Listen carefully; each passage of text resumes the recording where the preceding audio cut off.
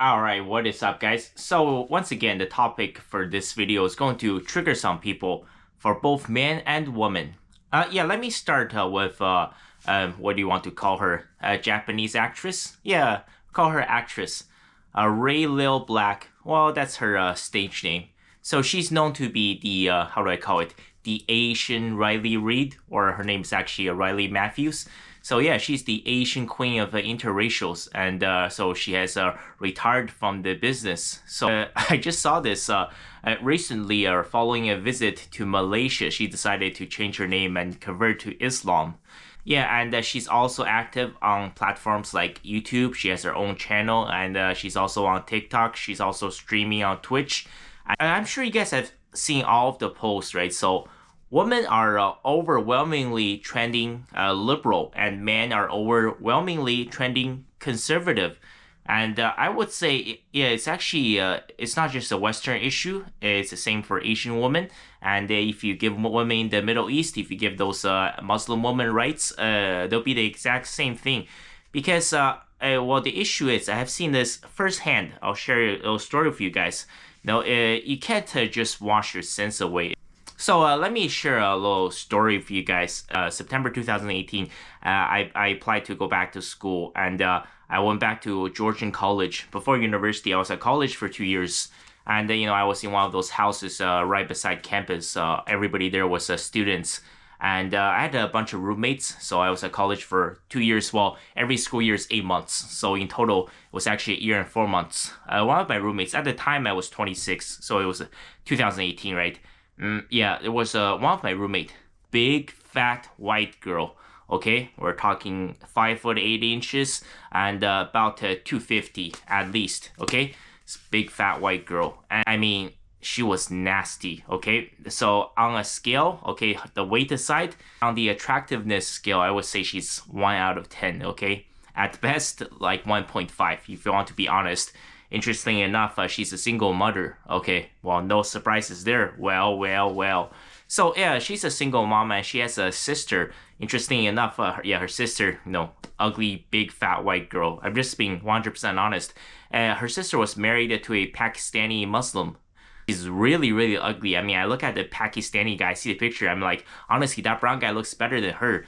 I mean, these brown guys, man, especially the Indians, the Bangladeshis, the Pakistanis, they're so desperate to get on anything white, anything light-skinned. I mean, they worship them like they're gods or something. It's colonization mindset, man. These people are truly sick. So this big fat white girl, okay, I won't say her last name. Her first name is Colina, okay, just so that you guys don't think I'm making this up.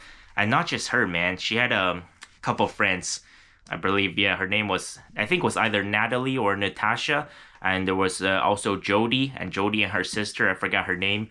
And yeah, it was a couple other roommates I lived with. Stephanie. Stephanie's best friend was Vanessa. And then there was also Amy.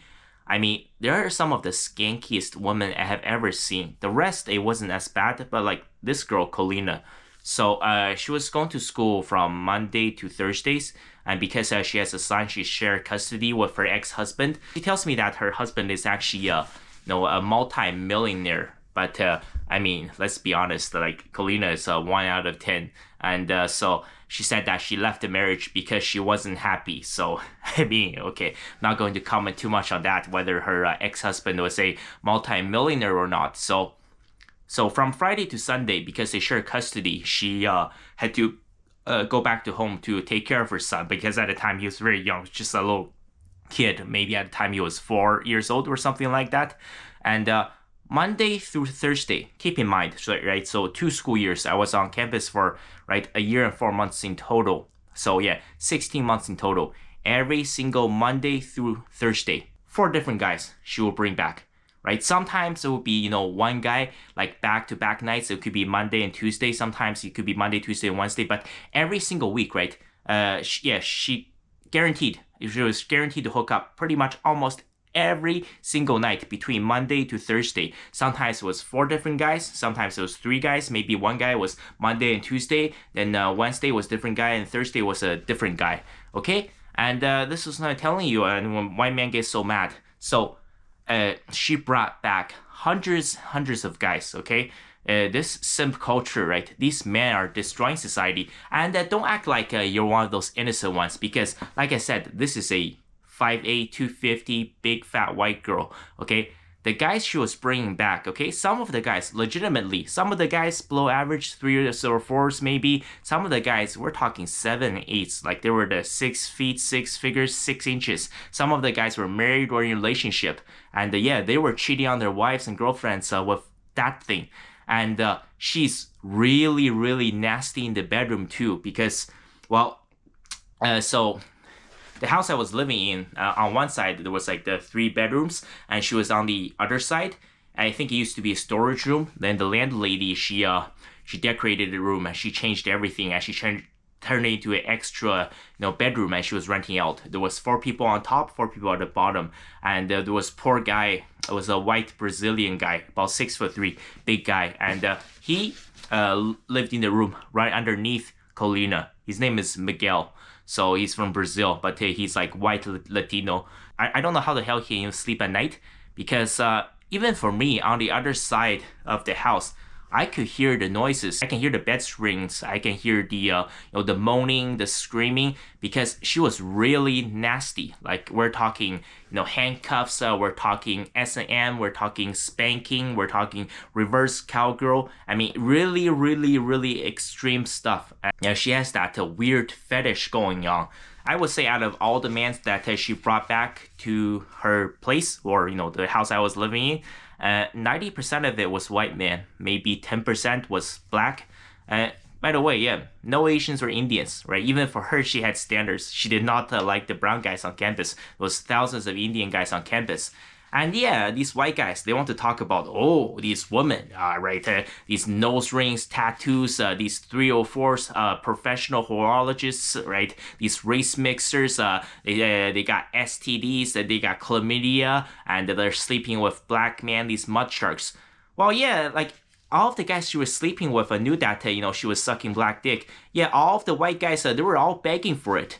And this is why, I think so many women, they have extreme hypergamy now. They feel so entitled, right? They're part of this, female sexual liberation movement. Because, yeah, she showed me. I'm like, how are you meeting these guys? Keep in mind, I lived with her for 1 year and 4 months, right? Like, she opened up her phone and she showed me the dating apps, right? Tinder, Bumble, Hinge. She was on every single one. It was outrageous because, yeah, once she opened it up, right? And she showed it to me. Every single day, she gets dozens of new matches. Keep in mind, 5'8", 250, really, really ugly. How ugly? I'm talking about Nancy Pelosi's face. Imagine if, Nancy Pelosi was 250 pounds, or Hillary Clinton, or Elizabeth Warren, or Amy Klobuchar, or Whoopi Goldberg. Yeah, so I'm talking about that kind of ugly. And yeah, she could go on Tinder and within the next 24 hours get 50, 60, 75, 100 matches. And these men, also on social media, on like Instagram, you have no idea, like, what the hell? Men are the problem, okay? You're enabling this kind of behavior. This is why we're creating the Lily Phillips, we're creating the Bonnie Blues, we're creating the Ray Lil Blacks, because, yeah, man, they're constantly sliding into her DM. They're like, oh my God, you're the most beautiful woman I have ever seen. Like, oh my God, I want you so bad.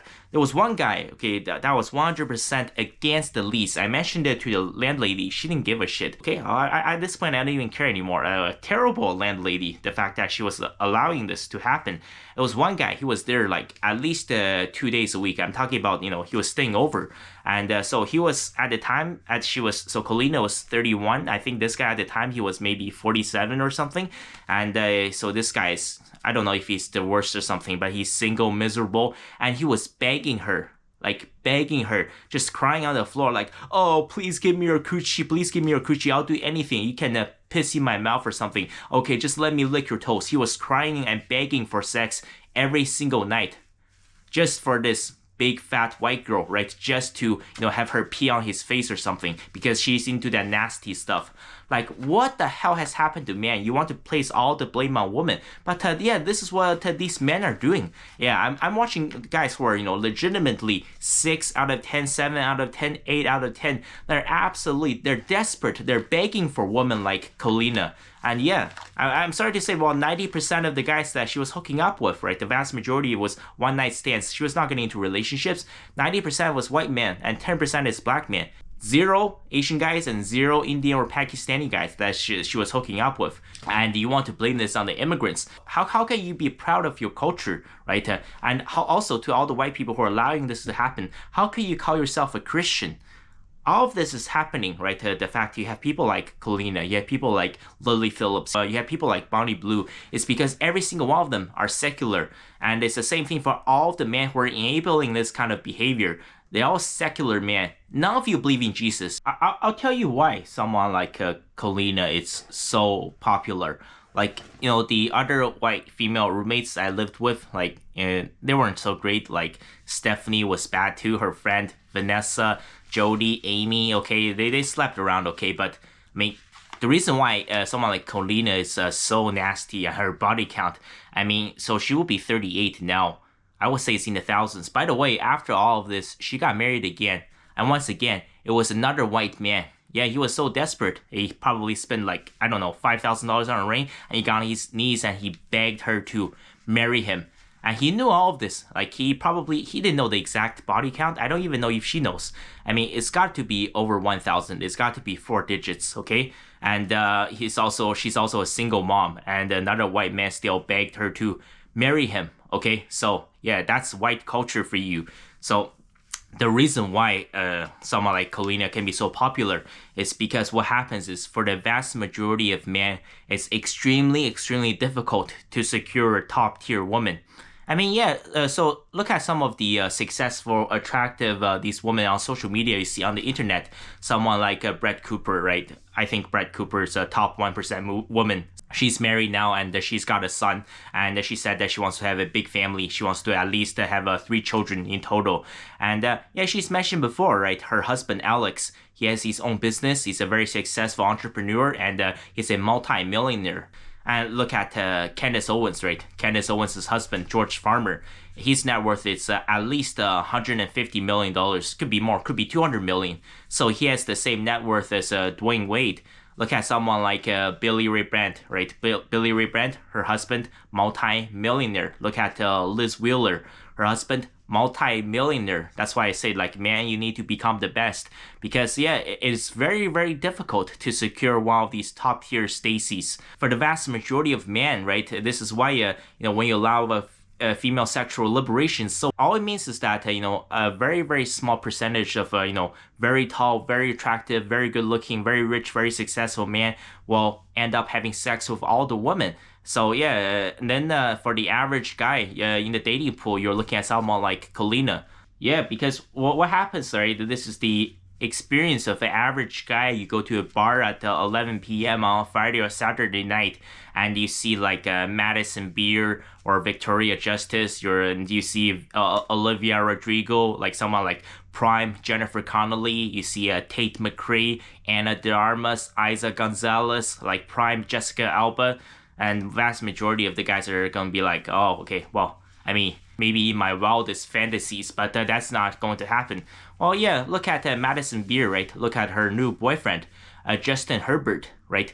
All you need to do is, you know, to date someone like Madison Beer is that, you know, you have to be a 6'7" professional athlete, right? So I believe Justin Herbert's, his net worth is something like $200 million or above. That's what it takes, right, to be with that kind of woman. So the vast majority of the guys, their experience is that they go to a bar, they see a couple of really attractive Beckys and Stacys, and they're like, yeah, it's not going to happen. And, you know, even if there was like the tiniest 0.01% chance, I have to do so much work, right? There's so many barriers that I have to pass, right? This is like taking an SAT exam.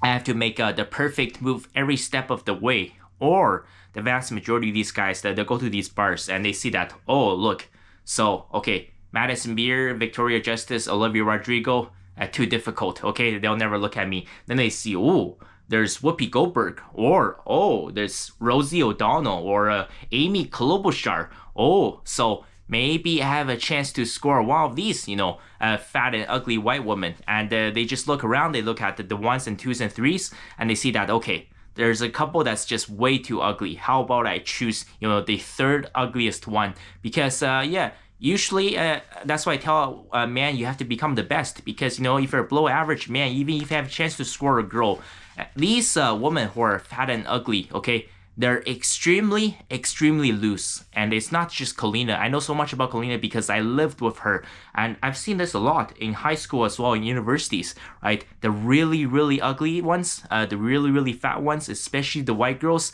it's a tunnel down there. Like they have absolutely astronomical body counts because yeah, they know that it's extremely difficult for them to talk to a top tier high value man, so they take whatever they can get. So the vast majority of them they're extremely loose and they're 10 times more likely to put out, right? Let's say if you score a really hot girl, right, maybe she's just gonna lay there in the bedroom, she won't do anything.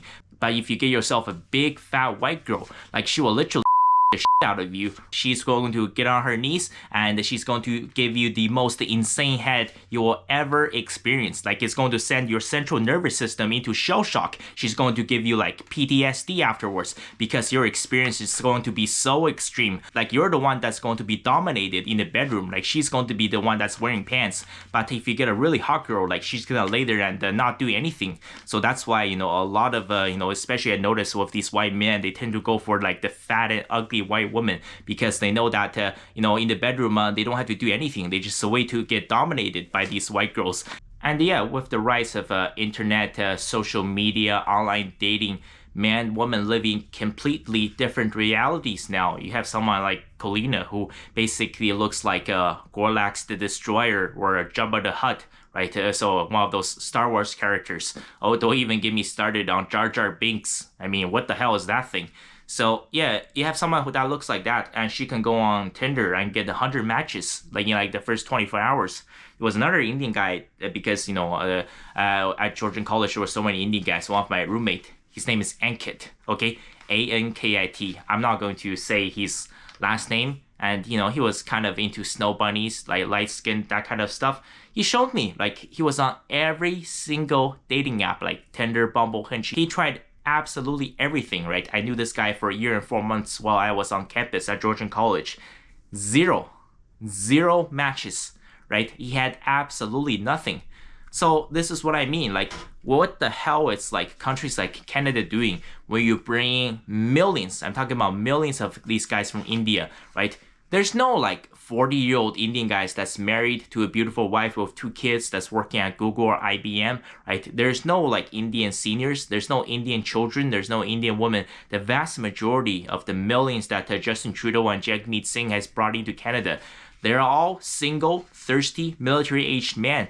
And the vast majority of them, they can't get any action, right? I mean, what are these Indian men going to do? Yeah, that's why I said I refuse to be a grifter, and I will continue to tell the truth. Yes, I said for modern women, especially these westernized women, they have a lot of problems. But yeah, men are at least 50% of the problem, if not more. Right, the reason why you have Lily Phillips or Ray Lil Black or Bonnie Blue or Colina, my roommate, right? These things happen is because, well, men are enabling this kind of behavior. Yeah, the messages that she was showing me, Colina, on her phone, I couldn't believe it. These men are so desperate, like they will literally kill another man just to have sex with this big fat white girl. And they were begging for it, they were crying for it, they were getting on their knees, they were praying to her. They were saying that, oh, she was the most beautiful woman in the world. They were giving her money, they were taking her shopping, they were buying her purse, they were buying her expensive jewelry just for what, 5 minutes with her coochie? I mean, that kind of behavior is absolutely despicable. It's absolutely disgusting. That's why I keep saying this, right? The number one problem in your life, it's you. It's men who are enabling this kind of behavior. That's why you have extreme hypergamy. And that's why someone like Colina, someone who's a single mother that has gone through over 1,000 guys after doing all of these extreme stuff, handcuffs, spanking, reverse cowgirl, S&M, and as a single mother, she got married to another white man once again. Yeah, this is all allowed to happen. It's because men are enabling this kind of behavior. And that's why I said, yeah, you need to go to church, you need to find Jesus, you need to believe in God. All of this is happening because our society has become way too secular, and any society that becomes too secular is going to end. Thank you guys so much for clicking on this video and watching it all the way until the end. If you guys have enjoyed the contents of this video, please consider subscribing to this channel and turning on the notification button. and I will see you guys back on this channel for Friday. Thank you guys.